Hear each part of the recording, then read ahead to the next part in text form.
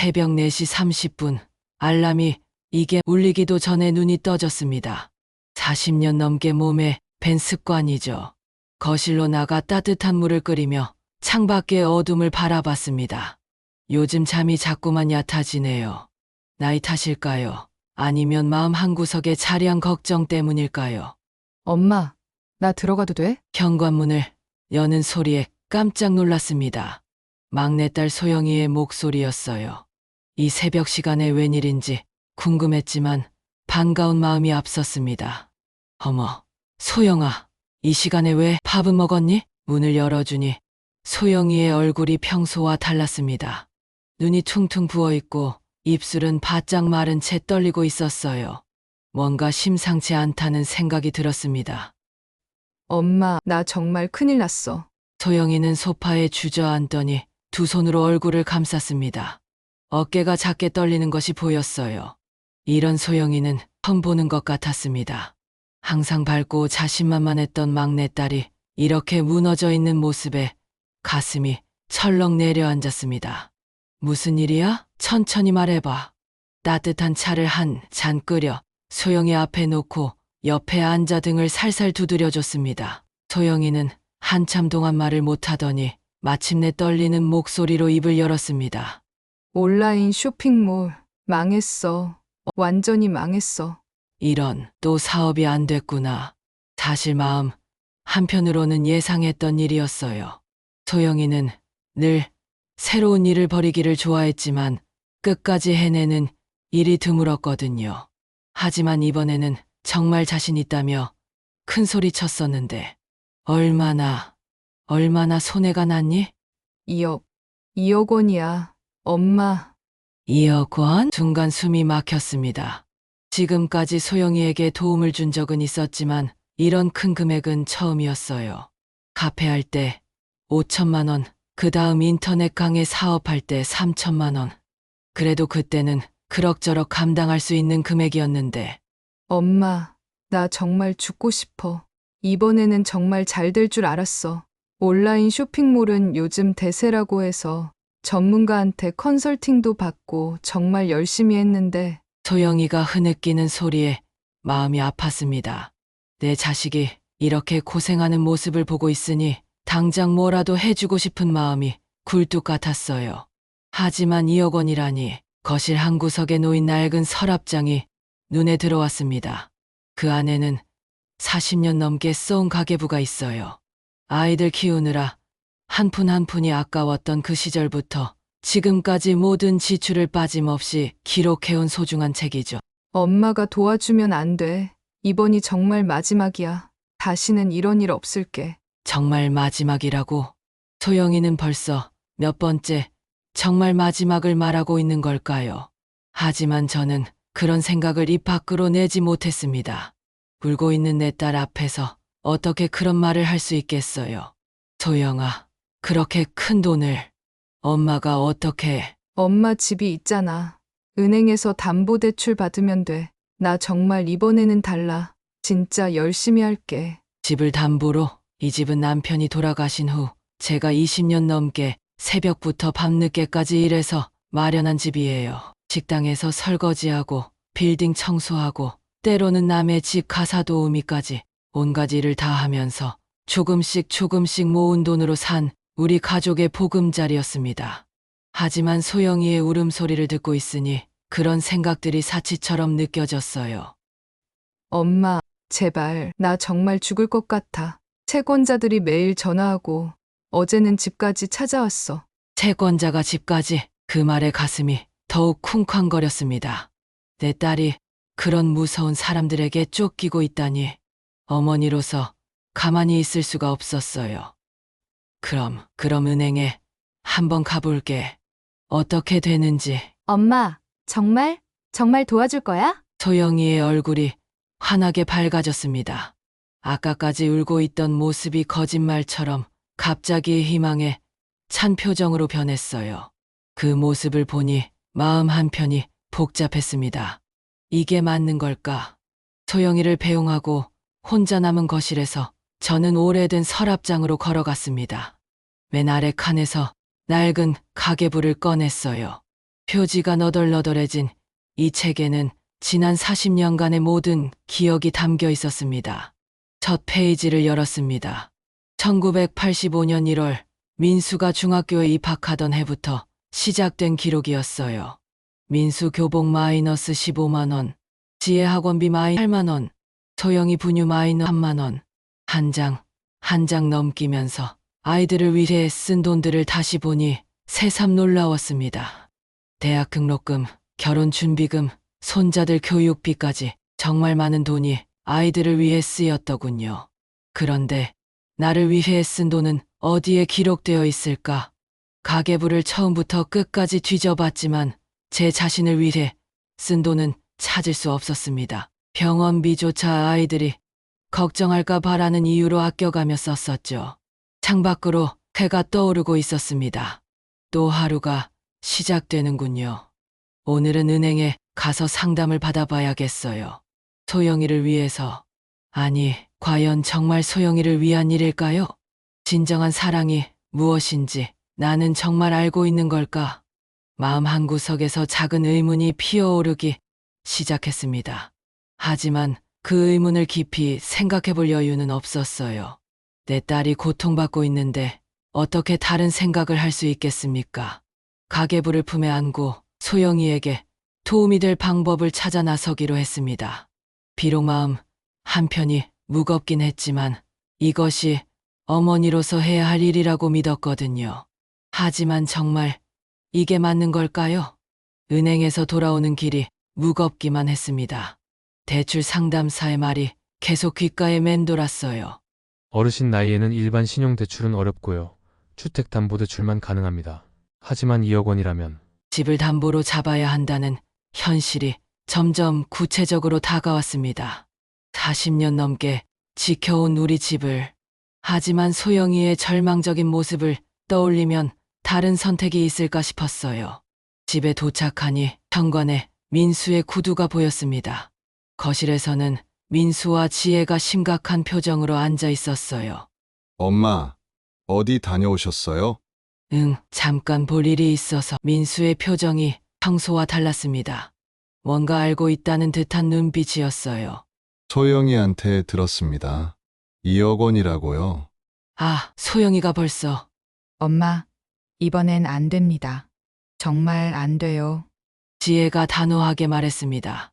평소 조용하던 지혜가 이렇게 강하게 나오는 건 처음이었어요. 소영이가 지금까지 엄마한테 얼마나 받았는지 아세요? 카페 할 때 5천, 인터넷 강의할 때 3천. 이제 또 2억이라고요? 그래, 지혜가 다 계산하고 있었구나. 사실 저도 정확한 금액은 기억이 안 났어요.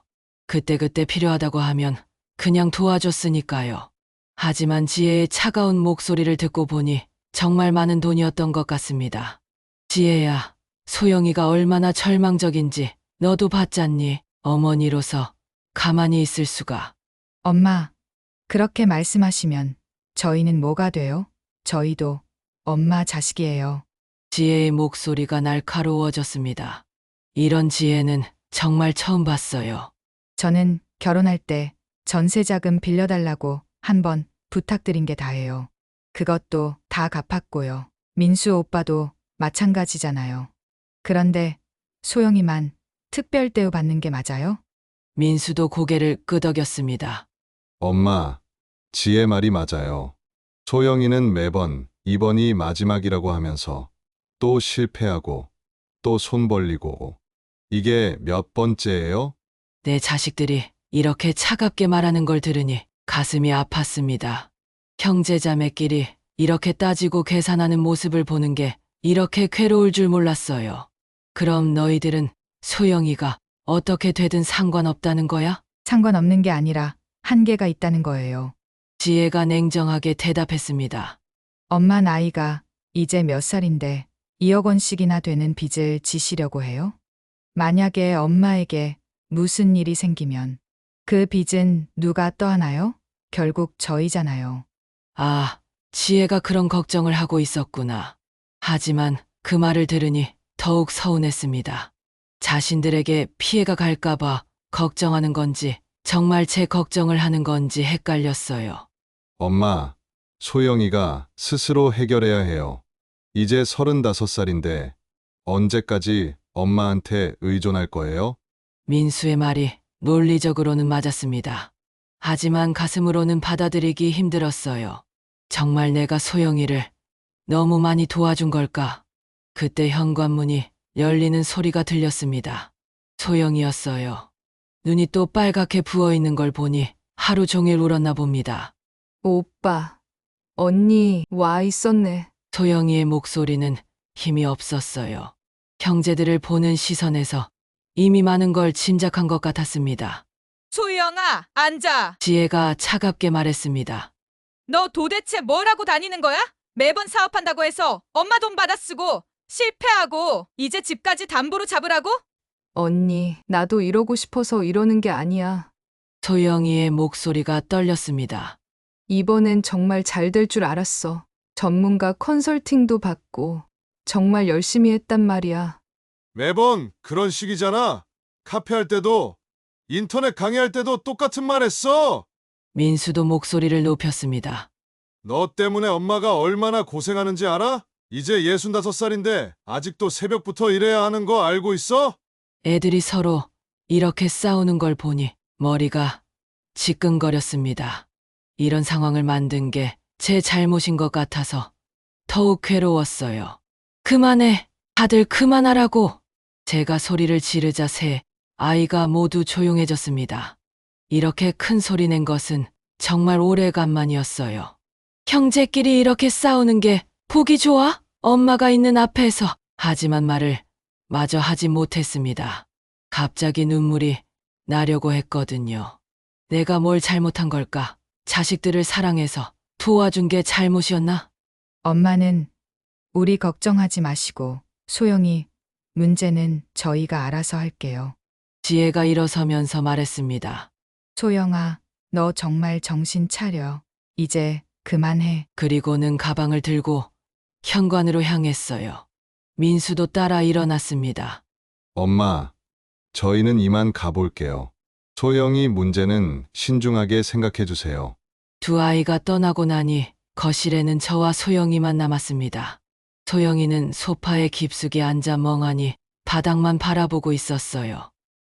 엄마, 미안해. 나 때문에 가족이 이렇게 되어서. 소영이의 작은 목소리에 가슴이 미어졌습니다. 소영아. 하지만 뭐라고 위로해야 할지 말이 나오지 않았어요. 정말 이게 옳은 일인지 아니면 민수와 지혜 말이 맞는 건지 머릿속이 복잡하기만 했습니다. 40년 동안 자식들을 위해 살아왔는데 이제 와서 이런 선택을 해야 하다니 창밖으로 해가 지고 있었습니다. 오늘 하루도 이렇게 힘들게 지나가는군요. 내일은 또 어떤 하루가 될까요? 가계부가 놓인 서랍장을 바라보니 갑자기 궁금해졌습니다. 정말로 나는 소영이를 너무 많이 도와준 걸까? 아니면 다른 아이들에게 너무 박했던 걸까? 오늘 밤은 잠이 오지 않을 것 같습니다. 밤새 잠 한숨 못 잤습니다. 천장만 바라보며 어제 일어난 일들을 계속 되새겨 봤어요. 민수와 지혜의 차가운 말들, 소영이의 절망적인 표정, 그리고 가족이 돈 때문에 갈라지는 모습. 정말 내가 잘못 키운 걸까? 새벽 5시가 되자 몸이 저절로 일어났습니다.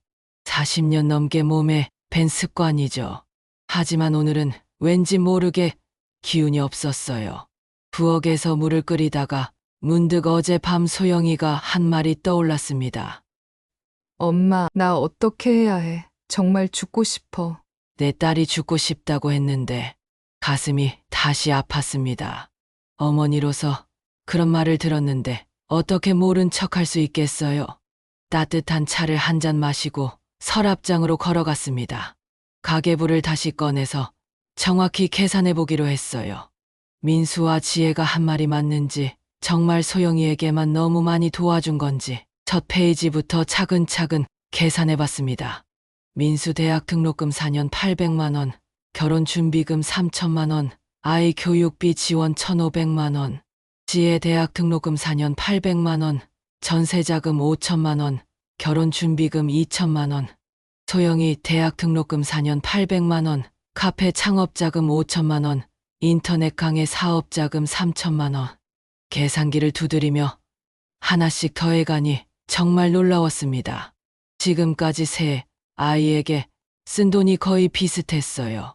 오히려 민수에게 쓴 돈이 조금 더 많았을 정도였습니다. 그럼 지혜가 화낸 건 소영이가 더 많이 받아서가 아니라 갑자기 깨달았습니다. 지혜는 소영이가 돈을 더 많이 받은 게 아니라 실패를 반복하는 게 화가 났던 거겠구나. 하지만 그래도 2억 원은 정말 큰 돈이었어요. 지금까지 도와준 것들과는 차원이 다른 금액이었습니다. 집을 담보로 잡아야 한다니 은행 상담사가 건네준 서류들이 식탁 위에 놓여 있었어요. 주택담보대출 신청서, 각종 증명 서류들. 서명만 하면 2억 원을 빌릴 수 있다고 했습니다. 그런데 정작 서명을 하려고 펜을 들으니 손이 떨렸어요. 만약 소영이가 또 실패하면 그럼 이 집은 어떻게 되는 거지? 처음으로 현실적인 두려움이 밀려왔습니다. 이 집은 남편이 돌아가신 후 제가 홀로 20년 넘게 일해서 마련한 집이에요. 새벽 4시부터 식당에서 설거지하고 오후에는 빌딩 청소하고 주말에는 남의 집 가사 도우미까지. 손가락 끝마디가 굽어버린 것도 허리가 아픈 것도 모두 이 집 때문이었어요. 아니, 정확히는 아이들에게 안전한 보금자리를 만들어주려는 마음 때문이었죠. 그런데 그 집을 담보로 잡는다고? 갑자기 숨이 막혔습니다. 만약 소영이가 또 실패해서 돈을 갚지 못하면 저는 갈 곳이 없어지는 거잖아요. 전화벨이 울렸습니다. 소영이였어요. 엄마, 나야. 어제는 정말 고마웠어. 그런데 은행에서 뭐라고 했어? 아직 결정 못했단다. 엄마, 내가 정말 간절해. 이번엔 달라. 진짜 성공할 수 있을 것 같아. 새로운 아이템도 찾았고.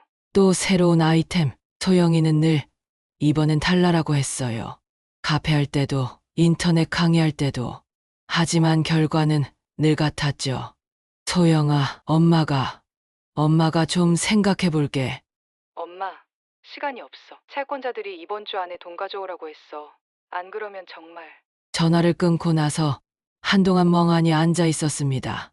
정말 어떻게 해야 하지? 그때 또 전화가 걸려왔어요. 이번엔 지혜였습니다. 엄마, 어제는 제가 너무 흥분했나 봐요. 그래도 소영이 일은 정말 신중하게 생각해 보세요. 그래, 알고 있어. 엄마, 솔직히 말씀드리면 저희도 소영이 걱정돼요. 하지만 이렇게 계속 도와주는 게 정말 소영이를 위한 일인지 모르겠어요.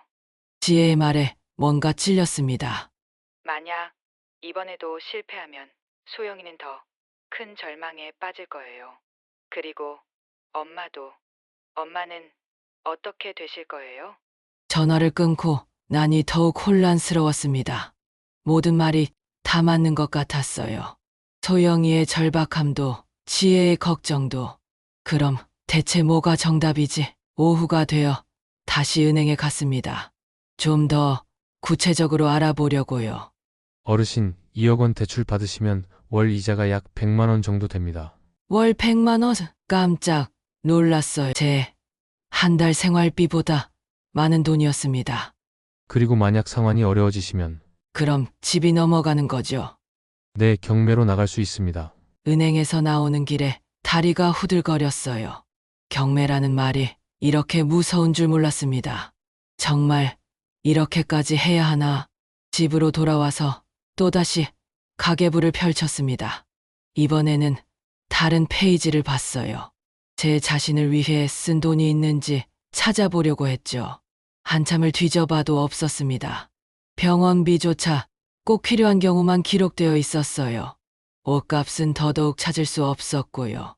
40년 동안 나는 나를 위해 뭘 샀지? 갑자기 서러웠습니다. 평생을 남을 위해서만 살았구나 싶어서요. 그런데 문득 이런 생각이 들었어요. 그래도 나는 행복했어. 아이들이 좋은 것 먹고 좋은 곳에서 공부하고 결혼해서 잘 사는 모습을 보면서. 하지만 이제는 아니었어요. 아이들이 돈 때문에 싸우고 서로를 원망하는 모습을 보니 더 이상 행복하지 않았습니다. 내가 뭔가 잘못했구나. 처음으로 확실히 깨달았어요. 무조건 도와주는 것이 사랑이 아니라는 거요. 저녁이 되어 소영이가 또 전화했습니다. 엄마 어떻게 됐어? 은행에서 승인 났어? 소영아, 엄마, 제발. 나 정말 간절해. 이번이 마지막이야. 마지막 또 마지막이라고 하는구나. 그 순간 결심이 섰습니다. 소영아, 엄마가 도와줄 수는 없을 것 같다. 뭐, 엄마? 왜 갑자기? 이번엔 내가 스스로 해결해야 해. 엄마는 더 이상 도와줄 수 없어. 엄마, 그럼 나 어떡해? 나 진짜 죽을 수밖에 없어. 전화를 끊고 나니 가슴이 찢어질 것 같았습니다. 하지만 동시에 뭔가 후련한 기분도 들었어요. 이게 맞는 거야. 진짜 사랑은 이런 거야. 그날 밤 오랜만에 깊이 잠들 수 있었습니다. 40년 만에 처음으로 제 자신을 위한 결정을 내렸다는 생각에서요. 소영이에게 거절한 지 사흘이 지났습니다. 그 후로 소영이는 한 번도 연락하지 않았어요.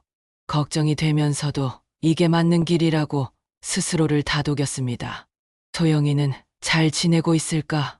설거지를 하다가도 청소를 하다가도 자꾸만 막내딸 생각이 났어요. 하지만 전화를 걸지는 않았습니다.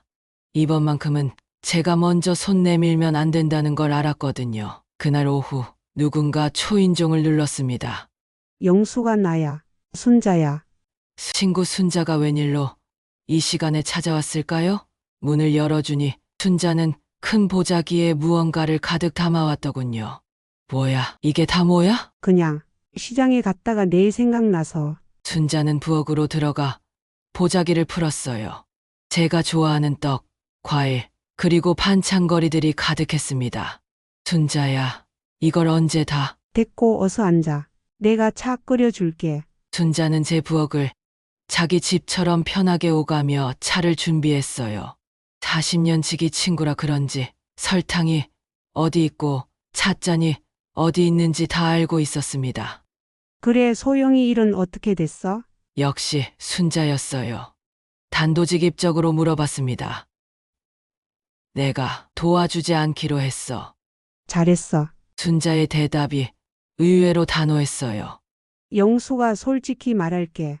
너 그동안 너무 많이 해줬어. 애들한테. 따뜻한 차를 마시며 순자가 말을 이었습니다. 나도 자식 키워봐서 아는데 무조건 다 해주는 게 사랑이 아니야.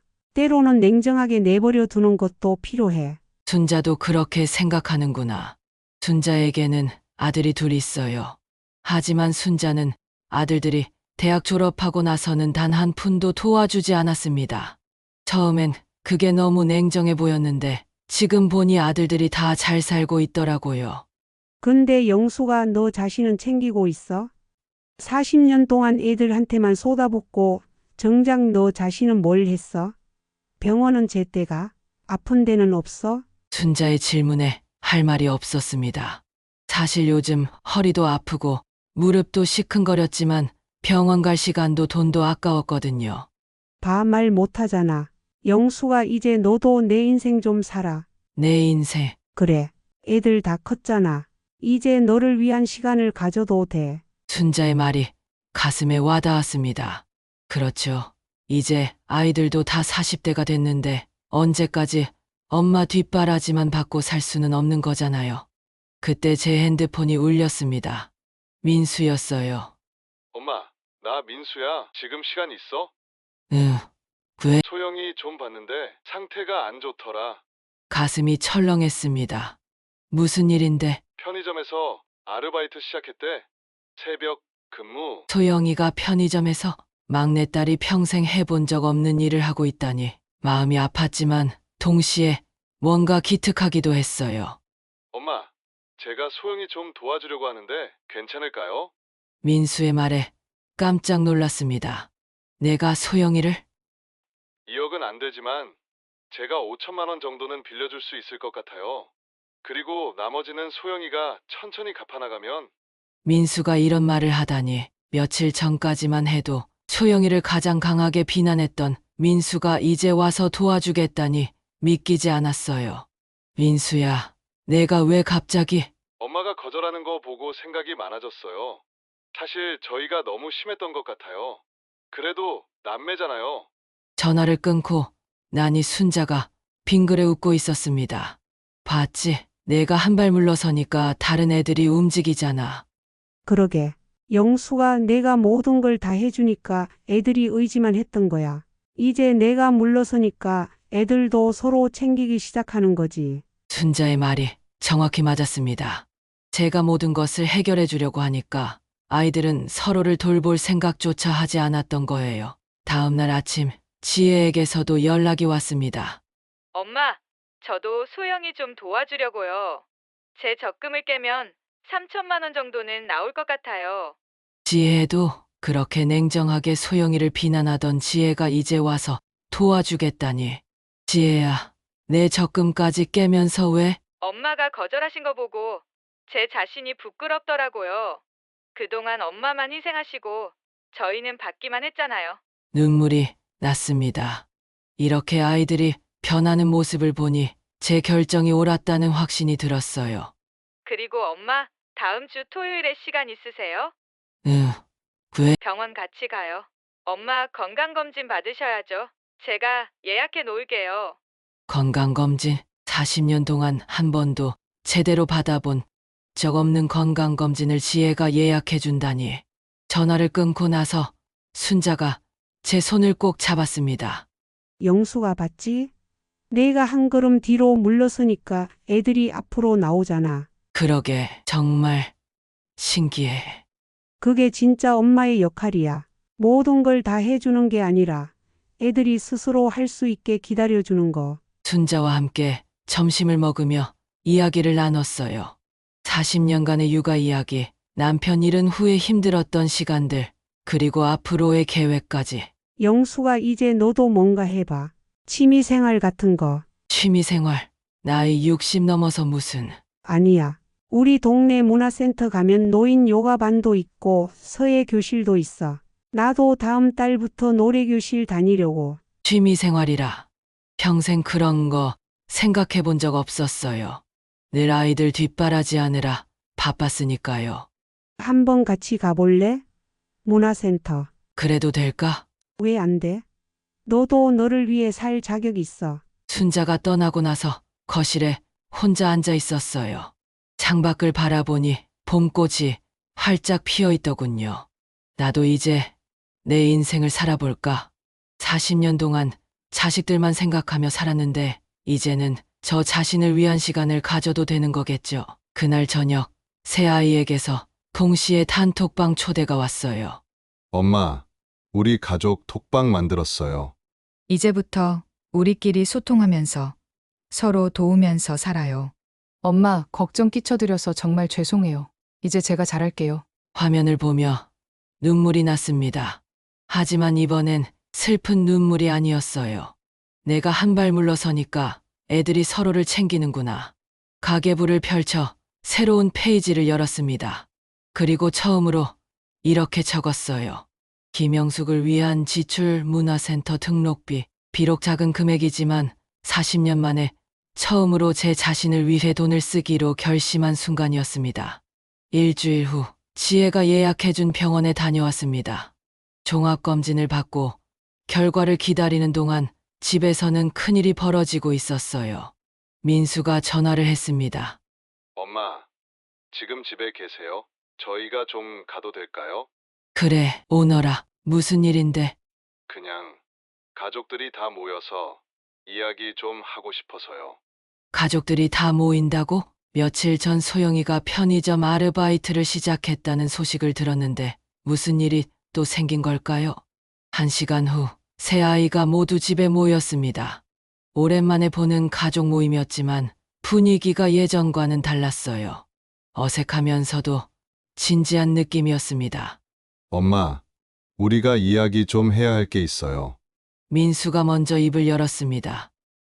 사실 우리가 엄마한테 가계부를 한번 보고 싶다고 했거든요. 가계부를? 순간 가슴이 철렁했습니다. 아이들이 왜 갑자기 가계부를 보고 싶어 했을까요? 엄마가 그동안 우리한테 얼마나 많은 걸 해주셨는지 정확히 알고 싶었어요. 지혜가 조심스럽게 말했습니다. 저는 서랍장에서 40년 된 가계부를 꺼내왔어요. 표지가 너덜너덜해진 이 책을 아이들 앞에 놓으니 가슴이 두근거렸습니다. 민수가 첫 페이지를 펼쳤어요. 1985년 제가 중학교 입학하던 해네요. 그래, 그때부터 쓰기 시작했단다. 한 장, 한 장 넘기는 아이들의 표정이 점점 어두워졌습니다. 엄마, 이게 다 뭐예요? 소영이가 떨리는 목소리로 물었어요. 가계부에는 아이들을 위해 쓴 모든 돈이 빠짐없이 기록되어 있었습니다. 대학 등록금, 학원비, 용돈, 결혼 준비금, 손자 교육비, 심지어 명절 때 아이들에게 건넨 용돈까지도요. 엄마, 여기 보세요. 지혜가 어떤 페이지를 가리켰습니다. 1992년 12월 지혜 대학 등록금 100만 원. 병원비 아껴서 모음. 병원비를 아껴서요? 엄마, 그때 많이 아프셨잖아요. 그때가 생각났어요. 갑상선 수술을 해야 한다고 했지만 지혜 등록금이 급해서 수술을 미뤘었죠. 결국 2년 뒤에야 수술을 받았습니다. 그냥 그때 지혜 등록금이 더 급했어. 엄마, 지혜의 눈에서 눈물이 흘러내렸습니다. 민수가 계속 페이지를 넘기더니 또 다른 기록을 발견했어요. 1998년 5월 민수 결혼 준비금 3천만 원. 집 수리비 포기. 집 수리비를 포기하셨다고요? 그때 겨울에 보일러가 고장나서 엄마가 얼마나 추위에 떨었는데. 그랬었죠. 그해 겨울이 정말 추웠어요. 보일러를 고치려면 100만 원이 필요했는데 민수 결혼 준비에 돈이 다 들어가서 참았었죠. 전기장판 하나로 겨울을 났던 기억이 납니다. 엄마, 왜 그때 말씀 안 하셨어요? 너희 결혼이 더 중요했잖니. 소영이가 자기 부분을 보더니 완전히 무너졌어요. 2015년 카페 창업자금 5천만 원 노후자금에서 인출. 2018년 인터넷 강의 사업자금 3천만 원 남은 적금 해약. 엄마의 노후자금을 제가 다. 소영이는 더 이상 말을 잇지 못하고 울기 시작했습니다. 그런데 가장 충격적인 건 그 다음 페이지였어요. 민수가 한참을 응시하더니 떨리는 손으로 그 페이지를 펼쳤습니다. 김영숙 개인 지출 없음. 40년간의 가계부 어디에도 제 자신을 위해 쓴 돈은 기록되어 있지 않았습니다. 병원비조차 꼭 필요한 경우만 최소한으로 기록되어 있었고 옷이나 화장품, 취미생활 같은 건 단 한 번도 없었어요. 엄마 40년 동안 엄마 자신을 위해서는 아무것도 안 하신 거예요? 민수의 목소리가 메었습니다. 아니야. 너희들이 행복한 게 내 행복이었어. 하지만 그 말을 하는 제 목소리도 떨렸습니다. 사실 속으로는 알고 있었거든요. 나 자신을 너무 버린 채 살아왔다는 걸. 지혜가 가계부 뒷면에서 무언가를 발견했습니다. 엄마, 이건 뭐? 거기에는 제가 메모해둔 글들이 있었어요. 1995년 남편이 떠난 지 1년. 아이들 웃는 모습 보니 견딜만하다. 2003년 민수 대학 졸업. 정말 자랑스럽다. 고생한 보람이 있다. 2010년 지혜 결혼식. 아름다운 신부 모습에 눈물 났다. 2020년 소영이 또 사업 시작. 걱정되지만 응원한다. 아이들을 위한 제 마음이 고스란히 담긴 메모들이었습니다. 엄마는 정말. 민수가 말을 잇지 못하고 고개를 숙였습니다. 어깨가 들썩이는 걸 보니 울고 있는 것 같았어요. 저희가 너무 당연하게 생각했어요. 지혜가 제 손을 꼭 잡았습니다. 엄마가 우리를 위해 모든 걸 희생하는 게 그게 당연한 줄 알았어요. 아니야. 그건 희생이 아니었어. 사랑이었어. 하지만 제 눈에서도 눈물이 흘러내렸습니다.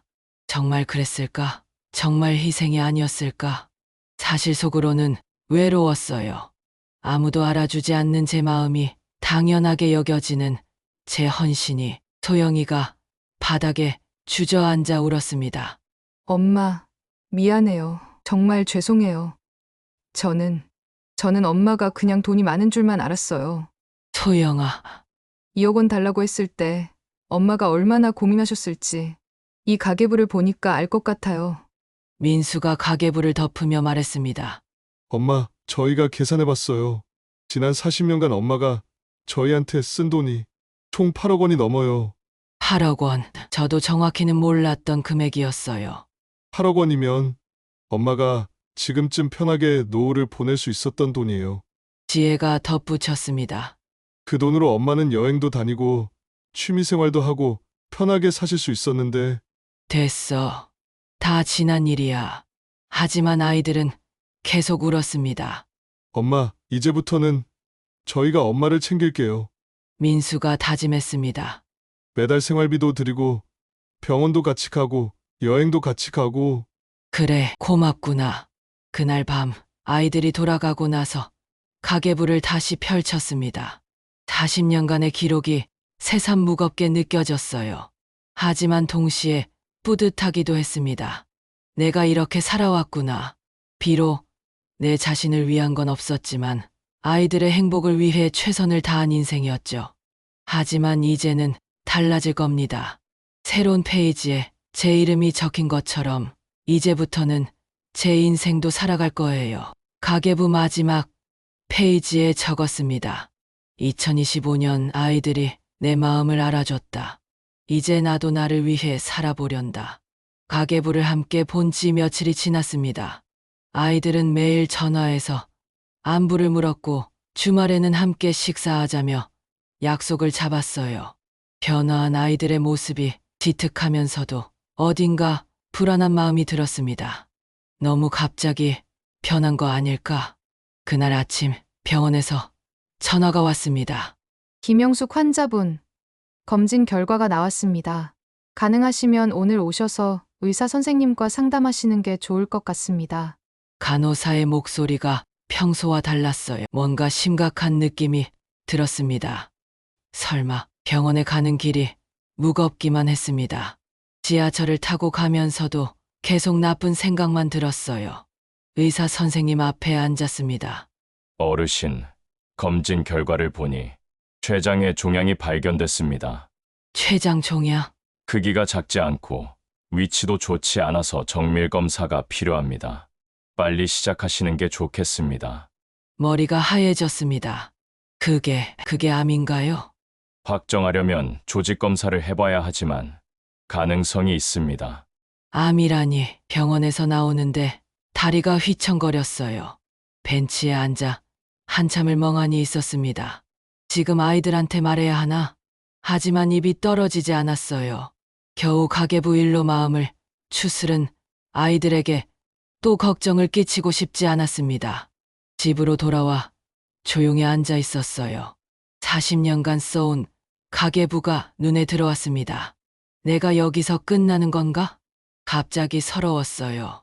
이제 막 내 인생을 살아보려고 했는데 너무 늦은 걸까요? 그때 소영이에게서 전화가 왔습니다. 엄마, 나야. 오늘 저녁에 우리 집에 올래? 내가 요리 배워서 해줄게. 그래, 갈게. 소영이 집에 가니 정말 손수 저녁을 준비해 놓았더군요. 서툴렀지만 정성이 가득했습니다. 엄마, 맛있어? 그래, 맛있다. 하지만 음식이 목으로 넘어가지 않았어요. 엄마, 왜 그래? 안 좋은 일 있어? 역시 소영이는 내 마음을 잘 알아보는구나. 아니야, 괜찮아. 엄마, 거짓말. 얼굴에 다 써 있어. 소영이가 제 손을 잡았습니다. 엄마, 무슨 일 있으면 말해줘. 이제 나도 엄마 걱정 좀 할 수 있어. 그 말을 듣는 순간 눈물이 터져 나왔습니다. 소영아, 엄마가 병원에서 모든 걸 말했어요. 췌장 종양, 정밀검사, 암 가능성까지. 소영이의 얼굴이 하얗게 변했습니다. 엄마, 그게 무슨, 언제부터? 오늘 결과 들었어. 소영이는 잠시 멍하니 있다가 갑자기 일어섰습니다. 민수 오빠랑 지혜 언니한테 당장 연락해야 해. 아니야, 소영아. 걔들한테는 말하지 마. 엄마, 이런 걸 어떻게 혼자 감당해? 우리가 가족이잖아. 소영이의 강한 반응에 놀랐습니다. 이렇게 강하게 나오는 소영이는 처음 봤어요. 1시간 후 민수와 지혜가 모두 소영이 집으로 달려왔습니다. 엄마, 정말이야? 췌장 종양이라고? 민수가 숨을 헐떡이며 물었어요. 정밀 검사 해봐야 알아. 아직이 어디 있어. 당장 내일 큰 병원 예약할게. 지혜가 단호하게 말했습니다. 비용은 걱정하지 마세요. 우리가 다 준비했어요. 하지만 그때 민수의 전화기가 울렸습니다. 통화를 마친 민수의 얼굴이 굳어졌어요. 엄마, 회사에서 구조조정 통보받았어요. 구조조정. 다음 달부터 실직이에요. 퇴직금 받으면 당분간은 버틸 수 있지만 순간 공기가 무거워졌습니다. 그럼 민수 오빠가 엄마 병원비를? 소영이가 불안한 목소리로 물었어요. 일단은 괜찮아. 퇴직금이 있으니까. 하지만 민수의 얼굴에는 걱정이 가득했습니다. 그때 지혜의 전화도 울렸어요. 통화를 마친 지혜의 표정도 좋지 않았습니다. 시어머니가 넘어지셔서 입원하셨대. 수술도 해야 한다고. 지혜 시어머니까지. 괜찮아. 지혜야, 너는 시어머니 걱정해라. 엄마는 괜찮아. 엄마, 무슨 소리예요? 엄마가 더 급한데. 하지만 지혜의 목소리에는 갈등이 묻어났어요. 시어머니와 친정어머니 사이에서 어떻게 해야 할지 모르는 모습이었습니다. 소영이가 일어났습니다. 나도 돈 모았어. 편의점에서 번 돈. 많지는 않지만. 소영아, 그 돈은 내 빚 갚는 데 써야지. 아니야, 엄마가 더 중요해. 그 순간 깨달았습니다. 이런 상황을 만들고 싶지 않았는데 아이들이 다시 돈 때문에 힘들어하고 서로 갈등하는 모습을 보고 싶지 않았어요. 다들 진정해. 제가 조용히 말했습니다. 엄마는 괜찮아. 정밀검사 결과 나오기 전까지는 아무 걱정하지 마. 엄마, 어떻게 괜찮아요? 췌장암이면 아직 암이라고 확정된 것도 아니야. 하지만 모두 알고 있었어요. 췌장 종양이 발견됐다는 게 얼마나 심각한 일인지. 그날 밤 집으로 돌아와서 혼자 울었습니다. 왜 하필 지금일까? 이제 막 아이들과의 관계가 회복되고 내 인생도 살아보려고 했는데 왜 하필 지금 이런 일이 생긴 걸까요? 가계부를 펼쳐봤어요. 마지막 페이지에 적었던 글이 눈에 들어왔습니다. 2025년 아이들이 내 마음을 알아줬다. 이제 나도 나를 위해 살아보련다. 그 아래 새로 적었습니다. 하지만 시간이 없을지도 모른다. 창밖으로 비가 내리기 시작했습니다. 빗소리를 들으며 앉아있으니 40년간의 삶이 주마등처럼 지나갔어요. 남편과 사별하고 새 아이 키우느라 악착같이 살았던 날들. 새벽부터 밤늦게까지 일하고 주말도 없이 돈 벌었던 시간들. 그런데 정작 나를 위해서는 아무것도 안 했네. 이제야 후회가 되었습니다. 아이들에게 모든 걸 주느라 정작 나 자신은 돌보지 않았던 것이. 다음 날 아침 민수가 큰 병원 예약을 잡았다며 연락했습니다. 엄마, 다음 주 월요일 오전 9시 제가 모시고 갈게요. 고맙다, 민수야. 엄마, 뭐가 고마워요. 당연한 거지. 전화를 끊고 나서 문득 이런 생각이 들었어요. 만약 정말 암이라면 치료비는 어떻게 하지? 아이들이 준비했다고 하지만 민수는 실직 상태고 지혜는 시어머니 수술비도 있고 소영이는 아직 빚을 갚아야 하는데 또다시 아이들에게 짐이 되는 건가? 이번만큼은 아이들에게 부담 주고 싶지 않았어요. 하지만 제게 남은 돈은 거의 없었습니다. 서랍장을 열어 통장을 꺼냈어요. 잔액은 500만 원 정도. 만약 암 치료를 받는다면 턱없이 부족한 돈이었습니다. 집을 팔아야 하나? 평생 지켜온 집을. 하지만 이번엔 소영이가 아니라 제 자신을 위해서라면 그것도 방법일까요? 빗소리가 점점 커졌습니다. 창밖을 바라보니 모든 게 흐릿하게 보였어요. 정말 이게 끝일까? 이렇게 끝나는 걸까? 40년을 자식들을 위해 살았는데 정작 나를 위한 시간은 갖지 못한 채로 월요일 아침이 왔습니다. 정밀 검사를 받으러 가는 날이에요. 현관 앞에 민수, 지혜, 소영이 모두 와 있었습니다.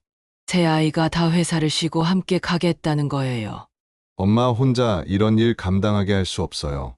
민수가 단호하게 말했습니다. 병원으로 가는 차 안이 조용했어요. 아무도 말이 없었습니다. 하지만 그 침묵 속에서 아이들의 마음이 느껴졌어요. 검사를 받고 결과를 기다리는 시간이 정말 길었습니다.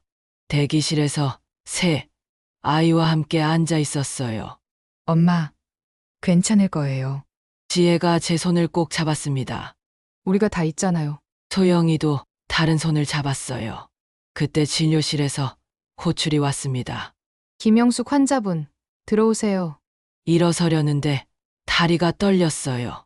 민수가 제 팔을 잡아줬습니다. 제가 같이 들어갈게요. 진료실에 들어가니 의사 선생님이 심각한 표정으로 앉아 계셨어요. 검사 결과가 나왔습니다. 심장이 쿵쾅거렸습니다. 췌장암 2기로 진단됩니다. 역시 다행히 전이는 아직 없습니다. 하지만 빠른 수술이 필요합니다.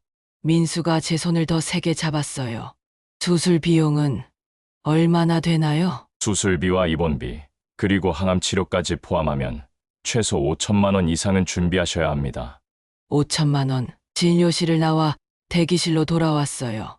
새 아이가 일제히 일어났습니다. 엄마, 뭐래요? 2기, 췌장암 2기래. 지혜가 그 자리에서 주저앉았습니다. 엄마, 소영이도 울음을 터뜨렸어요. 하지만 민수는 눈물을 참으며 말했습니다. 괜찮아요. 이기면 수술하면 돼요. 전이 안 됐다고 하셨잖아요. 하지만 비용이 비용은 걱정하지 마세요. 우리가 마련할게요. 그날 저녁 새 아이가 저를 소영이 집으로 데려갔습니다. 무언가 중요한 이야기를 하고 싶다는 거예요. 소영이가 노트북을 켰습니다. 화면에는 엑셀 파일이 떠 있었어요. 엄마, 우리가 계산해 봤어요. 민수가 설명을 시작했습니다. 제 퇴직금이 3천만 원, 지혜 적금이 2천만 원, 소영이가 모은 돈이 500만 원, 그리고 제 차를 팔면 1천만 원 정도 더 나와요. 애들이 이렇게까지 안 돼. 민수야, 너 실직했는데 퇴직금까지 쓰면 엄마, 퇴직금보다 엄마가 더 중요해요. 민수가 소리쳤습니다. 평생 처음 보는 민수의 모습이었어요. 저는 40년 동안 엄마가 우리한테 해주신 것만 받고 살았어요. 한 번도 돌려드린 적이 없어요. 민수의 눈에서 눈물이 흘러내렸습니다. 그 가계부 보고 알았어요. 엄마가 얼마나 많은 걸 포기하셨는지. 병원비 아껴서 제 등록금 내시고 집 수리비 포기하고 제 결혼 준비해 주시고. 그건 엄마로서 당연한 거였어. 아니에요. 당연한 게 아니었어요. 지혜도 울면서 말했습니다. 엄마는 평생 당신을 위해서는 단 한 푼도 안 쓰셨잖아요. 40년 동안. 지혜가 말을 잊지 못하고 흐느꼈어요. 이제는 우리가 엄마를 위해 쓸 차례예요. 당연히 해야 할 일이에요. 소영이도 나섰습니다. 엄마, 저도 이제 편의점 정규직으로 채용됐어요. 월급이 많진 않지만 매달 엄마 병원비에 보탤게요. 소영아, 넌 빚 갚아야 하잖니. 빚은 천천히 갚아도 돼요. 근데 엄마 생명은 지금 아니면 안 되잖아요. 새 아이를 보니 눈물이 멈추지 않았습니다. 이 아이들이 이렇게 컸구나. 그때 민수가 뭔가를 꺼냈습니다. 새 가계부였어요. 엄마, 이거 우리가 만들었어요. 가계부를 펼치니 첫 페이지에 이렇게 적혀 있었습니다. 김영숙을 위한 가계부 마이너스 2025년 3월부터 엄마가 40년 동안 우리를 위해 기록하셨으니까 이제는 우리가 엄마를 위해 기록할 거예요. 두 번째 페이지를 넘기니 이미 항목들이 적혀 있었어요. 엄마 수술비, 민수 퇴직금 3천만 원, 엄마 입원비, 지혜 적금 2천만 원, 엄마 항암 치료비 민수 차량 매각 1천만 원, 엄마 생활비, 소영 월급 30만 원씩 더 내려가니 앞으로의 계획까지 적혀 있었습니다. 엄마 건강검진, 매년 3월 세 자녀 공동 부담, 엄마 여행 경비 매년 5월, 10월 세 자녀 공동 부담, 엄마 용돈 매달 말일 세 자녀 각 20만 원씩. 엄마, 말이 나오지 않았어요. 엄마는 평생 우리 걱정만 하셨잖아요. 이제는 우리가 엄마 걱정할게요. 민수가 말했습니다. 그리고 엄마, 수술 끝나고 회복하시면 우리 다 같이 여행 가요. 엄마가 가고 싶었던 곳 어디든지. 지혜가 덧붙였어요. 제주도? 아니면 유럽? 엄마가 평생 한 번도 안 가보셨잖아요. 여행, 평생 여행 같은 건 생각해 본 적도 없었어요. 늘 아이들 뒷바라지하느라 바빴으니까요. 그리고 엄마, 이제 엄마 인생 사세요. 소영이가 제 손을 꼭 잡으며 말했습니다. 문화센터도 다니시고 친구들도 만나시고 하고 싶은 거 다 하세요. 우리가 있으니까 걱정하지 마세요. 새 아이의 얼굴을 차례로 보니 이제 정말 어른이 됐다는 게 느껴졌어요. 내가 한 발 물러서니까 애들이 이렇게 컸구나. 그날 밤 집으로 돌아와서 40년 된 가계부를 펼쳤습니다. 마지막 페이지에 적었어요. 2025년 3월 아이들이 진짜 어른이 됐다. 이제 나는 마음 놓고 아플 수 있겠다. 아니, 아프면 안 되죠. 아이들이 준비한 이 모든 것을 누리려면 건강하게 회복해야 해요. 그래, 나도 이제 내 인생을 살아야지. 40년 동안 미뤄왔던 꿈들이 떠올랐습니다. 바다 보러 가기, 좋아하는 드라마 보며 하루 종일 쉬기, 친구들과 차 한잔 마시며 수다 떨기. 사소한 것들이지만 이제는 죄책감 없이 누릴 수 있을 것 같았어요. 새벽에 전화가 왔습니다. 순자였어요. 영수가 나 순자야. 소영이한테 들었어. 수술 날짜 잡혔다며? 다음 주 금요일. 내가 병원에 갈게.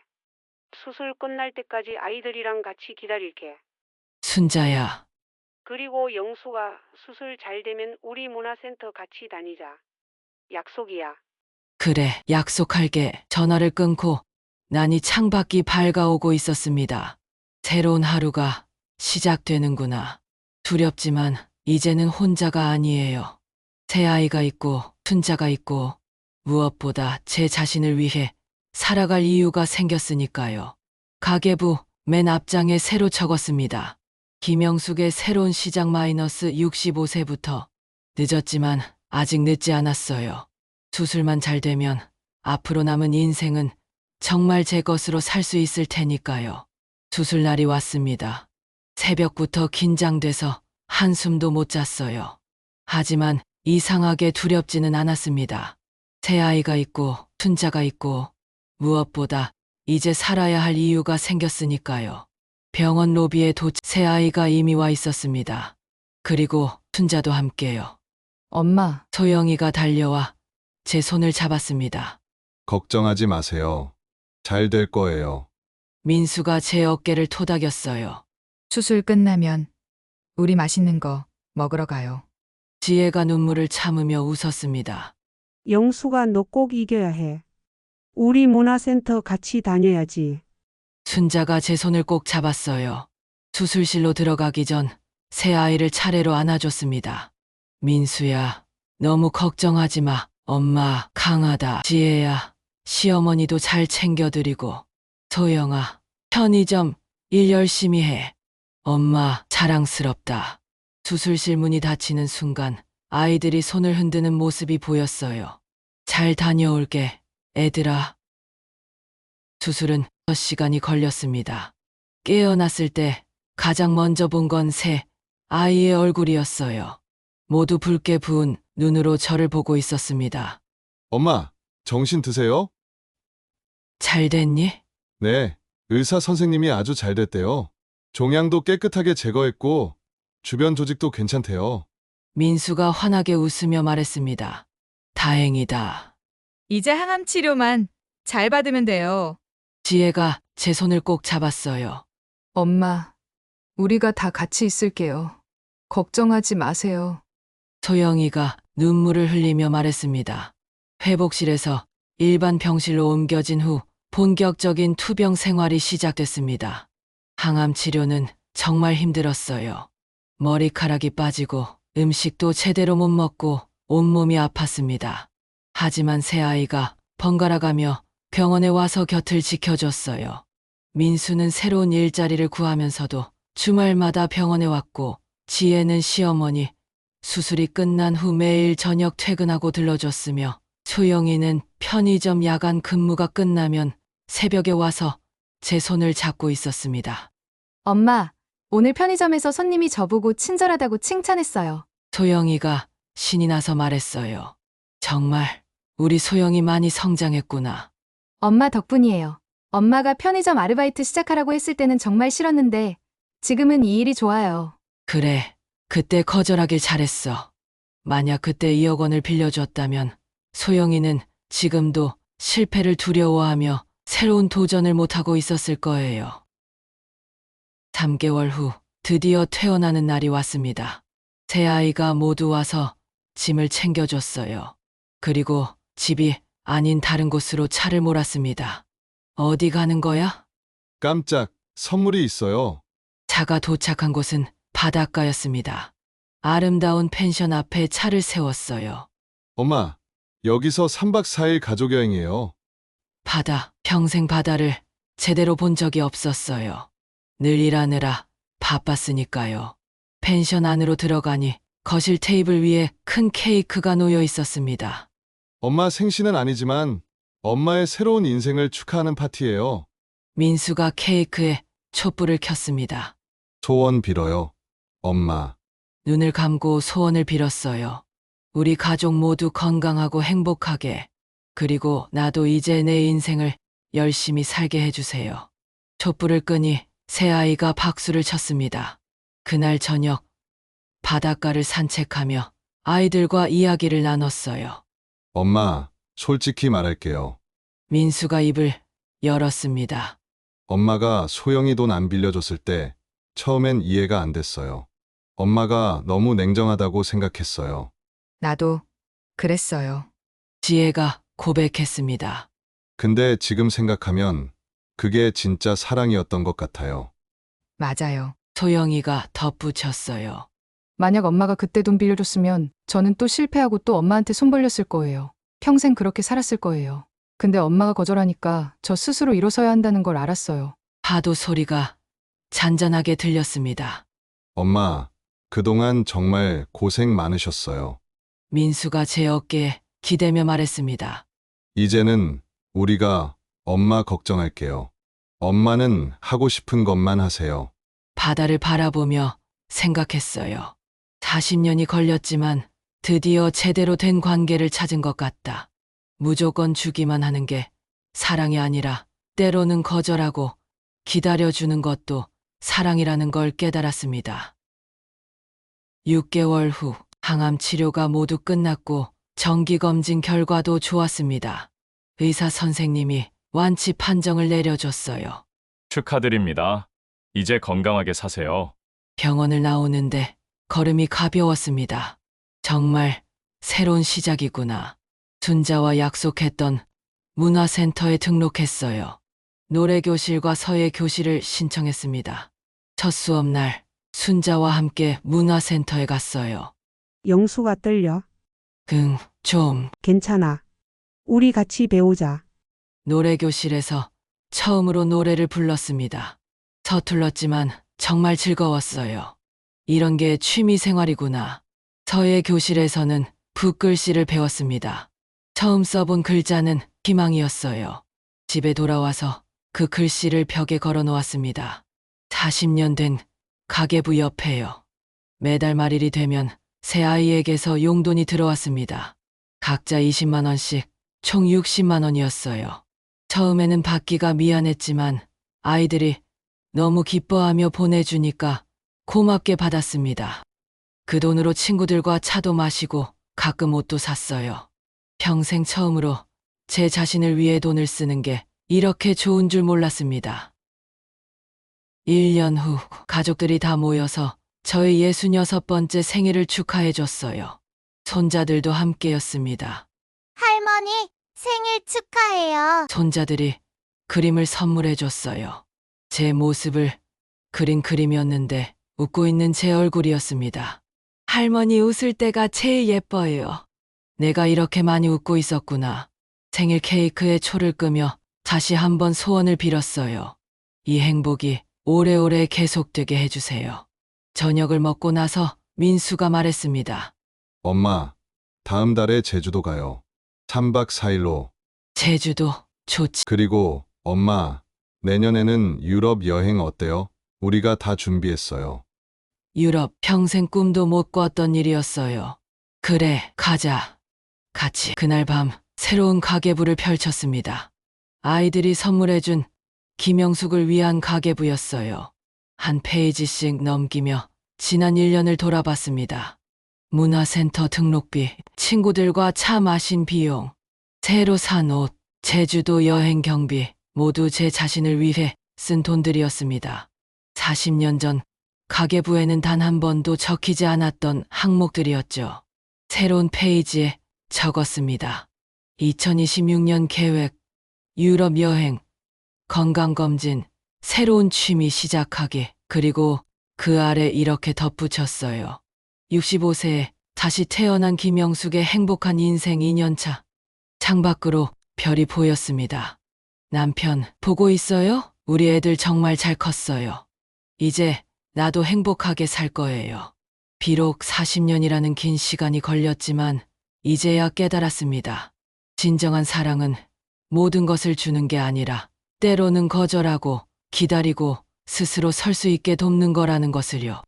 그리고 자식을 사랑하는 것만큼 나 자신도 사랑해야 한다는 것을요. 가계부를 덮으며 미소 지었습니다. 이제 정말 새로운 시작이야. 40년간 쌓아온 희생의 무게를 내려놓고 이제는 제 자신을 위한 삶을 살아갈 거예요. 늦었지만 아직 늦지 않았으니까요. 엄마의 통장은 비어 있었지만 엄마의 마음은 가득 차 있었습니다. 그리고 이제 엄마의 통장도 마음도 둘 다 채워질 차례입니다.